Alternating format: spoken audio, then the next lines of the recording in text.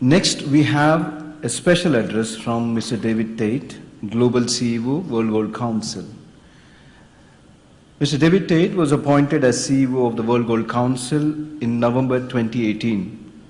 During his 35 years in financial services industry, Mr. David has worked for a variety of highly regarded firms, most recently as Global Head of Fixed Income Macro Products at Credit Suisse. Prior to that, he held senior trading roles at both Credit Suisse as well as UBS Investment Bank. He is currently an independent member of the Bank of England's FICC Market Standards Board and chairs the Precious Metals Working Group. Presenting the video message of Mr. David Tait, Global CEO, World Gold Council. Good morning, and thank you to Albert in the SBMA for inviting me to speak today, and I apologise for not being able to attend in person. Singapore plays a significant role in the gold market as a physical trading centre in the 21st century. The market should fully grasp the opportunities that new technologies provide. Our vision for the gold market is underpinned by digitisation and technology. First, the gold industry should operate with the highest integrity and proven provenance. Today's consumers and investors demand to know where their gold comes from, who produced it, and whether it has been responsibly and sustainably sourced. Gold needs to have unimpeachable credentials, as maintaining the trust and confidence of consumers, investors, and regulators is key to broadening participation and the unlocking of latent demand. Second, physical gold has to be fully accessible so that everyone can benefit from its wealth-enhancing, risk-mitigating, and stabilizing role as a financial asset. This includes gold being traded 24 hours a day and being fully accessible through contemporary channels such as digital investment accounts or simply one's iPhone. Third, we want to ensure gold is fully fungible, which means we should be working to harmonize regional silos, reduce market fragmentation, and ensure that local and regional gold markets are fully interoperable. The WGC aims to direct significant resources to these three most important areas and hopes that the industry, and in due course the various regulators, can come together and rally around these goals. With the technology at our disposal today, we have never been better placed to bring the global gold industry into the digital era. If we're able to combine our efforts on this agreed future vision, I'm confident that gold will remain as relevant as ever in the 21st century. Over the past 18 months, the WGC has been busy laying the foundation of the first pillar of our vision, which is ensuring the integrity, transparency, and provenance of the gold supply chain. This vision requires the development of two separate but connected initiatives. The first is the development of standards to ensure gold has been responsibly sourced and sustainably produced. And so in 2019, we launched the Responsible Gold Mining Principles, and since then, we have been working hard to increase the awareness of the important work undertaken by gold producers to reduce their carbon footprint and meet stringent ESG goals.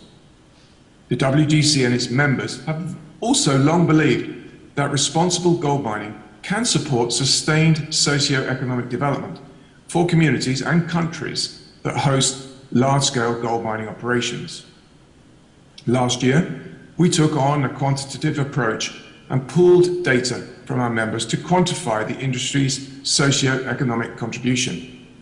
We found that for each dollar of gold revenue, at least 63 cents remains in the host country, where it accrues as income for employees, businesses, communities, and governments.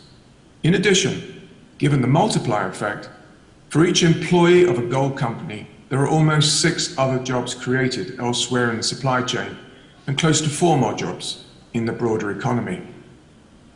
Equally as important, we also looked into how central bank domestic gold purchase programs can formalize the artisanal and small-scale gold mining industry, increase prosperity, and alleviate some of the socially and environmentally damaging issues that beset this industry.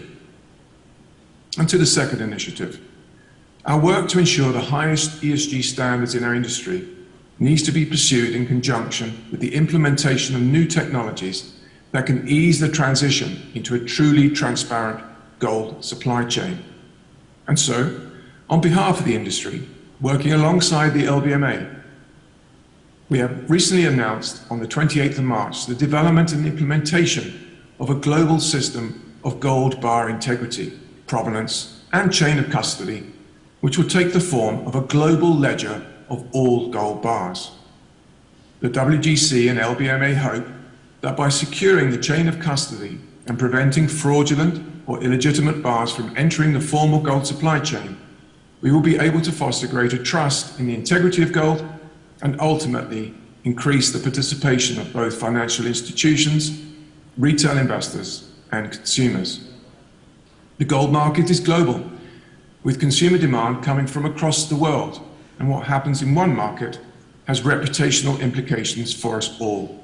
But by working together with all international partners in all major gold trading centers, we can create a global system of integrity and provenance that consumers, investors, and regulators can trust.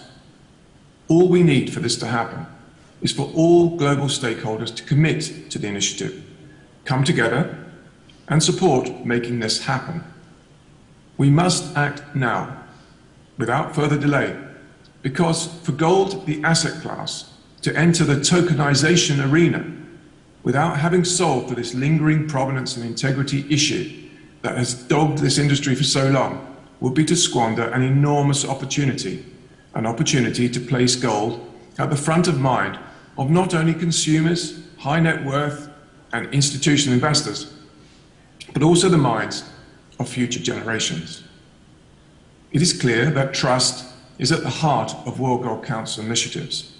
Our global consumer research has found that 48% of retail participants actively considering making a gold purchase cited trust barriers in regard to both gold products and gold providers.